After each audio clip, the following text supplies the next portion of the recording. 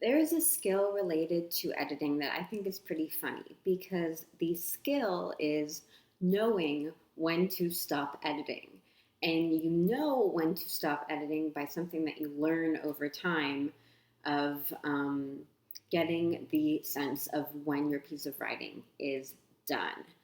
And it is a really important part of editing that could be easily overlooked because what I talk about every week, choosing the right words, making sure your writing voice is coming out, making sure that you're doing something of value for a specific audience in a unique way that will help you stand out. All those things are part of the editing process. That's why I talk about editing so much. And for me, obviously, good writing is good editing. I'm not the first person to say that, but I follow that philosophy. When I see a piece of writing that I like, I usually say, "Oh, I wonder who the editor was," because editing is really it is what makes writing great.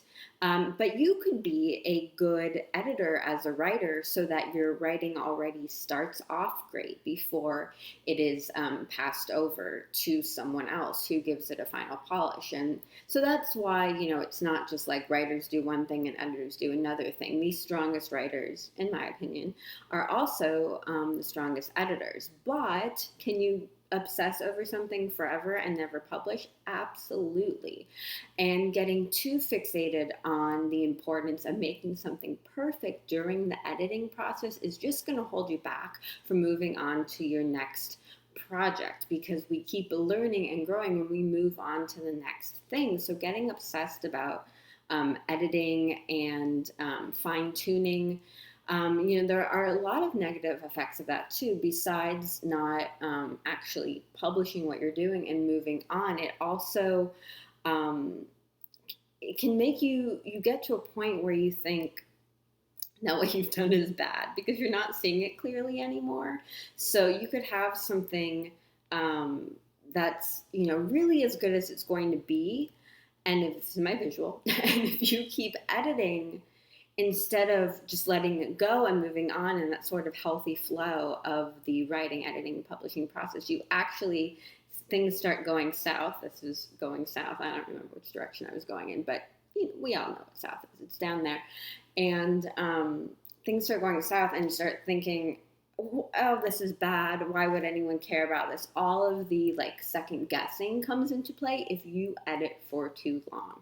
So learning the skill of letting your writing go because you have reached a point of good enough is so crucial. And unfortunately, I'm going to say the really annoying thing that it comes with practice. This is reinforcing how important it is to practice writing, because you only get to that point of knowing when to let something go after you've worked on a lot of pieces and let them go. So at this point, I can really happily and confidently say I just know when a piece of writing is done. I don't obsess the way that I used to. And if I could go back and talk to, a younger version of myself, the advice that I always give is don't obsess as much as you did. I did let things go because I have built a pretty large portfolio over the past 20 years. But so I have let things go. I wouldn't be where I am today if I didn't let things go and move on. But I also really, I caused myself unnecessary stress by really putting too much importance on little things that don't matter. Because even though I say all the time, our little tiny choices in our writing is what adds up to, or those things add up to great writing over time. The detrimental parts of it can be avoided if you do if you get comfortable with good enough sooner. I wish I got comfortable with something that is good enough sooner than I did. I'm glad it happened eventually, but there were times where I was just, again, you get in your head and you start thinking, well, this is bad, and oh my gosh, what if this goes wrong? What if nobody likes this? And the answer is yes, it will go wrong, and yes, nobody will like this. And that is part of the lesson too, because good writers can do bad writing and make mistakes, and good editors can make mistakes and make bad judgment calls. And I've talked about this before. I'll put some links below about some other videos where I talk about how you could be a good writer and still make mistakes, and you can be a good editor and still make mistakes. And another reason why I'm talking about this today is because I recently wrote an article on Copyblogger that goes into sort of a double check process specifically for recovering perfectionists that they can go through once they've done their editing and proofreading.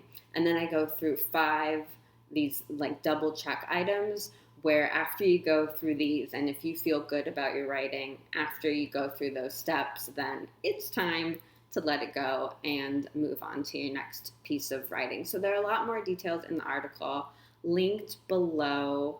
And I think it is a helpful thing because, I referred myself as a recovering perfectionist, and I really appreciate conscientious writers who want to spend a lot of time editing and fine-tuning and really pushing their writing, because editing is so fun for me because it's pushing your writing. How can you make it more you with every word choice, with every punctuation choice, with every phrase that you use, even how your paragraphs are structured? All of these things are so artistic, and they really bring out your best writing by making your true underlying ideas shine, the message that you're trying to communicate with someone.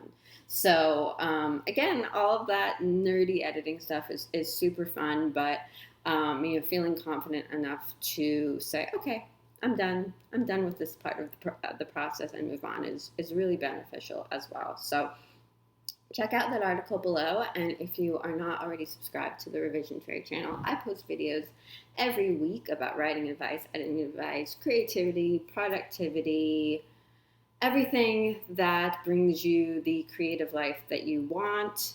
I talk about little by little every week, so definitely hit the red subscribe button below the video and tap the notification bell so that you get a note letting you know I have published something new for you to check out, because this is unfolding every week and I really appreciate you being here with me. I will talk with you soon. Oh, give this video a like. I gotta put the like in. The likes really help me. It helps me decide what to do next or what to do more of. So if you found this video helpful, if you can relate to it, please give it a like as well. And as I was saying, I will talk with you soon.